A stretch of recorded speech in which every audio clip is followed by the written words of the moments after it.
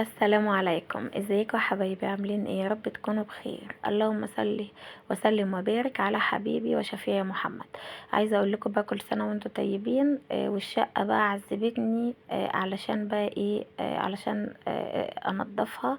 انا بدات بالركنه بتاعتي كده الاول زي ما انا وريتكم قبل كده. لازم افتح الصندره واطلع كل اللي فيها، وبالمكنسه بقى كده انضفها واشفط اي حاجه فيها تراب او اي حاجه ممكن تكون واقعه، علشان تبقى نظيفة، وما يجيش عليها حشرات او اي حاجة. طبعا لو في اي حاجة لازم الصندارة دي تتنضف باستمرار يا جماعة. وعايزه اقول لكم انا بنصح اي واحده بتعمل ركنه ان هي تعمل الصنداره دي، فيها هتحللها مشاكل كتير في تخزين حاجات كتير تبقى مش عارفه توديها فين. عايزه اقول لكم تحفه. بس عايزه اقول لكم انا تعبت النهارده خالص في تنظيف الشقه.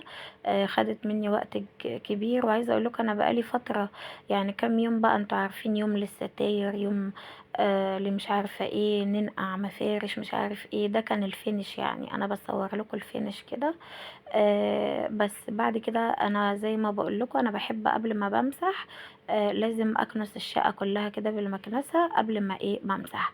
وكنت عايزه اغسل الركنه طبعا علشان الهرس اللي حمزه عامله على طول. طبعا الركنه في الليفنج، عايزه اقول لكم حمزه مدمرها لي على طول. فاكسجين بقى كده طبعا. اي حد عايز يغسل الركنه او الانتريه بلاش بودر يا جماعه، بلاش مسحوق بودر عشان ما يعلمش فيها. خليكم في السائل. عايزه اقول لكم بقى زهقت من لون المنت بقى كده وعايزه اعمل تغيير العيد دوت.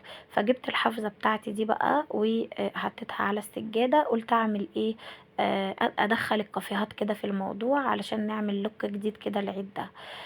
طبعا انا اشتريت، بصوا بقى، كفر تحفة يا جماعة، كفر تحفة للركنة.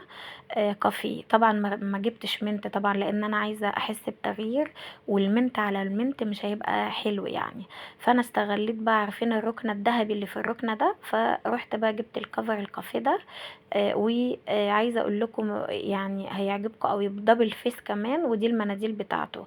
بصوا هوريها لكم يا جماعة لما افرشها على الركنة. طبعا انا بعد ما غسلت الركنة صدرت عليها المروحة وسبتها لحد ما خلصت الشقة خالص.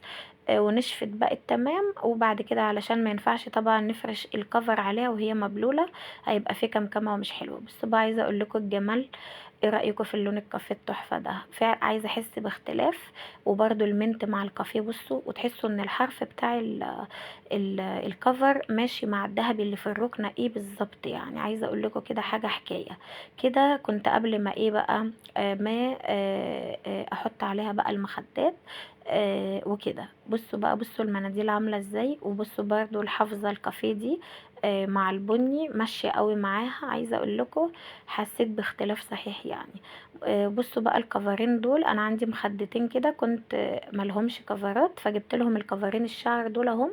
بصوا بقى ده الفينش كده بتاع الليفينج والركنة. قولوا لي بقى رأيكم ايه كده في الكافيه مع المنت. عايزة اقول لكم يا جماعة تحفة وحسسني باختلاف. انا بحب كده. وفي مناديل برضو، بصوا قمت ايه فايضة، قمت كده حطيتها على المكتبة كده برضو. عملت لوك حلو كده للمكتبة في الليفينج.